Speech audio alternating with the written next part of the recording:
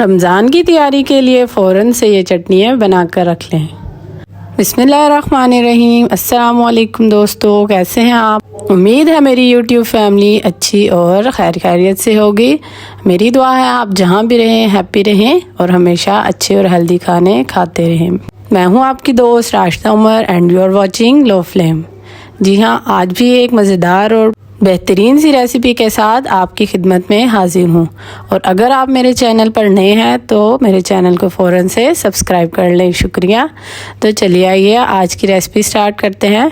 रमज़ान में रोल, समोसे, पकोड़े तो चलते हैं, लेकिन इन सब चीज़ों के साथ ख़ास किस्म की मज़ेदार सी चटनियाँ भी चलती हैं। तो आज मैंने सोचा क्यों ना वो चटनियाँ बनाई जाएँ और अपने प्यारे व्यूवर्स के साथ चटनियों की रेसिपी शेयर की जाए। तो चलिए आइए शुरू करते हैं। सबसे पहले तो हम यहाँ पर आज बनाएंगे हरी चटनी। हरी चटनी तो बनाएंगे और आज हम सारी चटनियों को स्टोर करना भी सिखाएंगे कि इन चटनियों को हम किस तरह महफूज कर सकते हैं। जी हाँ, पहले हम हरी चटनी बनाएंगे। हरी चटनी के लिए मैंने धनिया और पुदीना ले लिया है, जिसको मैंने अच्छी तरह से साफ़ करके बारीक काट लिया है। आप इसको रफली चॉप कर सकते हैं, कोई मसला नहीं है। उसके बाद ये लवाजमात जाएंगे इसके अंदर, जिसके अंदर मैंने हरी मिर्चें ली हैं, लहसुन लिया है, प्याज लिया है और अदरक के स्लाइस लिए हैं। ये देखिए प्याज मैंने मोटा मोटा काट लिया है, इसको बारीक काटने की ज़रूरत नहीं है क्योंकि हमने इसको पीसना ही है। बस अब हमने एक जग लेना है, इसके अंदर हमारी सारी जो चीज़ें हैं उसको डाल देंगे। ये देखिए इस तरह से आपने जग के अंदर जो है वो सारी चीज़ों को डाल देना है और अच्छी तरह से इसको पीस लेना है। इसके अंदर आप नमक अपने टेस्ट के मुताबिक डालिएगा, जैसा आपको पसंद है उसके मुताबिक आप इसके अंदर नमक डाल लीजिएगा। ये देखिए यहाँ पे मैंने पुदीना डाल लिया है इसके अंदर। तो सारी चीज़ों को आप जग में डालिए और थोड़ा सा पानी डालकर इसको अच्छे से पीस लीजिए। जी हाँ, ये चटनियाँ बहुत मज़ेदार बनती हैं, इनको ज़रूर ट्राई कीजिएगा और बहुत ही बेहतरीन किस्म की बनती है और इनको स्टोर करना भी बहुत आसान होता है। और अगर मेरी रेसिपी पसंद आ रही हो तो लाइक ज़रूर कीजिएगा और कमेंट सेक्शन में अपनी राय का इजहार ज़रूर कीजिएगा और मुझे अपनी दुआओं में लाजमी याद रखिएगा, शुक्रिया। तो जी यहाँ पे मैंने सारी चीज़ें डाली हैं जग के अंदर। बस ये देखिए आपने थोड़ा सा पानी डालना है इसके अंदर और इसको अच्छे से पीस लेना है। चटनी हमारी जो है वो अच्छे से पिस चुकी है। तो चलिए आइए अब मैं आपको बताती हूँ को इसको किस तरह से आपने स्टोर करना है। इसको आपने एक आइस ट्रे ले लेनी है। ये देखिए आइस क्यूब ट्रे हर घर में मौजूद होती है। इसको आपने अच्छी तरह से वॉश कर लेना है, धो लेना है। अब इस आइस क्यूब ट्रे के अंदर हम चटनी को महफूज करेंगे। इसमें महफूज करने से हमें बहुत फ़ायदा होगा और जितनी चटनी की ज़रूरत हो उतने क्यूब्स निकाल कर यूज़ कर लें। ये चटनी आप दही का रायता बनाने में, दही भल्ले बनाने में और दही की चटनी बनाने में इस्तेमाल कर सकते हैं। ये बहुत ही टेस्टी लगती है और इस तरह से आपका टाइम भी बच जाता है। इसको एक बार ही महफूज करके रख लें इस तरह आइस क्यूब ट्रे के अंदर, तो ये कभी भी ख़राब नहीं होगी। इसको आपने फ्रीज़र के अंदर स्टोर कर लेना है। ये देखिए, और ये इसी तरह से हरी भरी रहती है, इसका कलर भी ख़राब नहीं होता। बस आपने इसको फ्रीज़र के अंदर स्टोर कर लेना है। जी हाँ, अब हम दूसरी चटनी की तैयारी की तरफ चलते हैं। यहाँ मैंने एक बोल ले लिया है। बोल के अंदर हम इमली को डाल लेंगे। इमली के अंदर हमने पानी ऐड कर लेना है। पानी तकरीबन आप 1.5 से 2 कप के करीब डाल लीजिएगा और इसको ढककर तकरीबन आधे घंटे के लिए साइड पे रख दीजिएगा।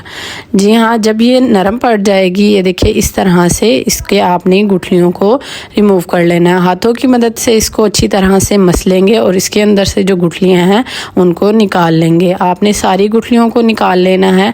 गुठलियों को निकालने के बाद ही हम अगले स्टेप की तरफ जाएंगे। ये देखिए यहाँ पे मैंने सारी गुठलियाँ जो हैं वो हाथ की मदद से निकाल ली हैं और हमारे पास इमली का जो पल्प है वो बाकी रह गया है।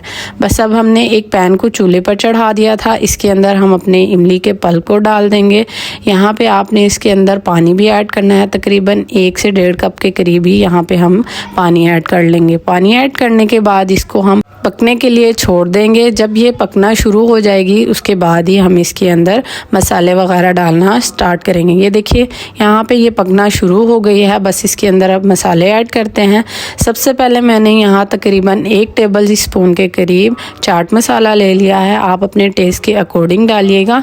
यहाँ पे लाल मिर्च डाली है, लाल मिर्च का पाउडर, वो भी मैंने तकरीबन 1 टेबल स्पून के करीब डाला है और नमक डाला है। ये चीज़ें डाल इसको अच्छी तरह से पका लेंगे। अब हमने इसके अंदर गुड़ डालना है। गुड़ मैंने तकरीबन 1/4 कप के करीब डाला है। गुड़ नहीं है तो आप इसके अंदर चीनी भी ऐड कर सकते हैं, कोई मसला नहीं है। इसको हम अच्छी तरह से मेल्ट कर लेंगे। बस अब लास्ट में इसको हमने स्टोर कैसे करना है, इसके अंदर हमने तकरीबन 1/2 टेबल स्पून के करीब टाटरी डाल लेनी है। जी हाँ, टाटरी हम इसलिए डालते हैं ताकि हमारी जो चटनी है वो ख़राब ना हो। इंशाल्लाह ताला आप टाटरी डालिएगा, आपकी चटनी कभी भी ख़राब नहीं होगी। जी हाँ, इसको आप महीने भर के लिए स्टोर करके रख सकते हैं। यहाँ पे मैं आपको तकरीबन 10 से 15 दिन के लिए चटनी की रेसिपी शेयर कर रही हूँ। तो आप अगर आपकी फैमिली बड़ी है तो आप चीज़ों की क्वांटिटी को बढ़ा सकते हैं और चटनी ज़्यादा बना सकते हैं। जी हाँ, हमारी जो इमली की चटनी है वो हो चुकी है। अब हम अपनी तीसरी चटनी की तरफ जाते हैं। जी हाँ, यहाँ हम बनाएंगे आलू बुखारे और खुबानी की चटनी। ये मीठी और बहुत ही मज़ेदार बनती है। इस चटनी की रेसिपी को भी ज़रूर ट्राई कीजिएगा। यहाँ मैंने खुबानी ले ली हैं तकरीबन 6 से 7 अदद। इसको भी हम पानी के अंदर भिगो कर रख लेंगे। खुबानी के बाद मैंने यहाँ पे आलू बुखारा लिया है। आलू बुखारा भी मैंने 6-7 दाने ले लिए हैं। अगर आप ज़्यादा बनाना चाहते हैं तो आलू बुखारा और खुबानी की क्वांटिटी को आप बढ़ा दीजिएगा। जी हाँ, यहाँ पे इनको सोख हुए तकरीबन आधा घंटा हो चुका था। अब मैंने यहाँ पे एक सॉस पैन ले लिया है जिसके अंदर मैं पहले खुबानी को डालूंगी और फिर आलू बुखारे को पानी समेत ही हम इसके अंदर डाल देंगे। जी बस इसको डालने के बाद यहाँ पे भी हमने एक कप के करीब पानी डाल देना है। जी हाँ, मैं यहाँ पे मसाले डालने वाली जो क्लिप था वो मिस हो गया था मुझसे।